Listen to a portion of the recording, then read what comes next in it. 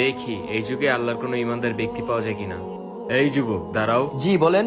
এই নাও জায়নামাজ আর টুপি, আর এই নাও টাকার গাছ। এই দুইটার মধ্যে তুমি কোনটা নিবা? কি টাকার আবার গাছ হয় নাকি? হয় হয়, এই দেখো। আরে সত্যি সত্যি টাকার গাছ? হুজুর আমি টাকার গাছ চাই নেবো। মূর্খ বালক, হা, হা। এই যুবক দাঁড়াও। জি হুজুর বলেন। এই নাও জায়নামাজ আর টুপি, যেটা দিয়ে তুমি আল্লাহর সাথে জুড়ে যেতে পারবা, আর এই নাও টাকার গাছ, যেটা দিয়ে তুমি সারা জীবন বসে খেতে পারবা। এই দুইটার মধ্যে তুমি কোনটা নিবা? কি টাকার আবার গাছ হয় নাকি? বিশ্বাস করলে না তো তুমি, এই দেখো। আরে সত্যি তো টাকার গাছ, এক কাজ করে টাকার গাছটা নিয়েছি না, টাকার গাছ নিয়ে গেলে আমার ইমান নষ্ট হয়ে যাবে। হুজুর আমি জায়নামাজের টুপি নিব। এই নাও।